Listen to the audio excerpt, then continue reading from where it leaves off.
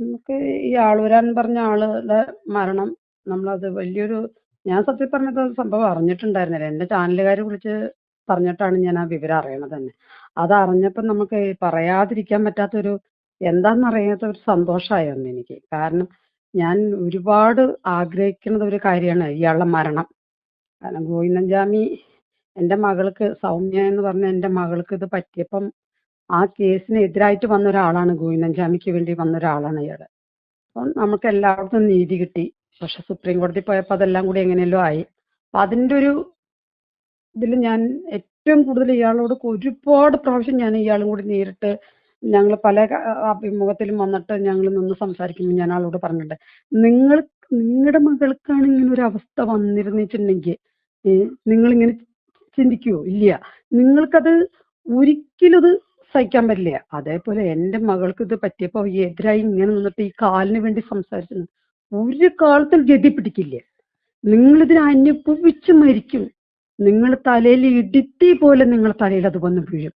അത് അതിന് ഒരു മാറ്റവും ഞാൻ അന്ന് അത്രമാത്രം എൻ്റെ ഹൃദയം പൊട്ടി ഞാൻ അത്രമാത്രം അയാളെ ശപിച്ചിട്ടുണ്ട്. ഇന്നും ഞാൻ ശപിച്ചുകൊണ്ടിരിക്കുകയായിരുന്നു. ഇത്രയും ദിവസം ഈ ന്യൂസ് അറിയുന്ന ദിവസം വരെ അയാളുടെ ശാപം അയാളുടെ കൂടെ തന്നെ, ഞാൻ അയാളോട് പറയുന്ന ശാപങ്ങൾ അയാളുടെ കൂടെ തന്നെയായിരുന്നു.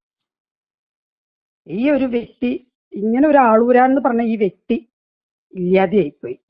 ഇനി ഇതുപോലുള്ള ഓരോ സംഭവങ്ങൾ നടക്കണേലേക്ക് ഇതുപോലുള്ള വക്കീലുമാർ എന്നെങ്കിലും വരാതിരിക്കട്ടെ.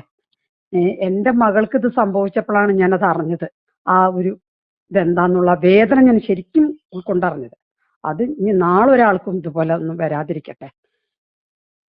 പിന്നെ എനിക്കിത് ഏറ്റവും കൂടുതൽ പറയാനുള്ളത്, ഇനി ഇവിടുന്ന് അങ്ങോട്ടെങ്കിലും ഈ ആളൂരാൻ വക്കീലിനെ പോലുള്ള വക്കീൽമാർ വരാതിരിക്കട്ടെ. ആളൂരാൻ വക്കീലിനെ പോലുള്ള ഈ ക്രിമിനൽ ഇത് വെച്ചിട്ട് വരുന്ന വക്കീൽമാർ വരാതിരിക്കട്ടെ. ഇയാൾ ഈ ഗോവിന്ദൻചാമിക്ക് വേണ്ടിയിട്ട് ഇയാൾ ഇങ്ങനെ വന്നു. ആര് കൊടുത്തോ എന്ത് കൊടുത്തോ എന്നൊന്നും അറിയില്ല. പണങ്ങള് ഇതെല്ലാം കൊടുത്ത അയാൾ ഇത്രയും ഇത് ചെയ്തിട്ട് ഈ പണം എല്ലാം കൊണ്ടിട്ട് അയാൾ പോയൊന്നുമില്ലല്ലോ. ഇതെല്ലാം കൊണ്ടിട്ടല്ലേ അയാൾ പണത്തിന് വേണ്ടിയിട്ടാണല്ലോ അയാൾ ഇങ്ങനെയെല്ലാം ചെയ്ത് കൂട്ടിയത്. ഈ പണമൊന്നും അയാൾ കൊണ്ടുപോയില്ല. പിന്നെ എന്തിനാ ഈ ദുഷ്ടത്തരങ്ങൾ ഈ വക്കീൽമാര് ചെയ്യുന്നത്? എന്തിനാ ഈ ദുഷ്ടത്തരങ്ങൾ ചെയ്യുന്നത്? എന്നെങ്കിലും അത് ചെയ്യാതിരിക്കട്ടെ. നന്ദി അമ്മേ, അത് മാത്രമേ ഉള്ളൂ പറയാനുള്ളത്. മനസ്സിലായി. ഇതുപോലുള്ള നീതിക്ക് വേണ്ടി പോരാടുന്നവർക്ക് മുന്നിൽ ഇതുപോലുള്ള തടസ്സങ്ങൾ ഇനി ഒരിക്കലും ഉണ്ടാവാതിരിക്കട്ടെ. അതാണ് എനിക്ക് വേണ്ടത്. ഇനി ഇതുപോലുള്ള തടസ്സങ്ങൾ ഉണ്ടാവരുത്. നന്ദി അമ്മേ. നന്ദി. നമ്മളോട് ചേർന്നതിന് വളരെ നന്ദി കേട്ടോ. ശരി ശരി.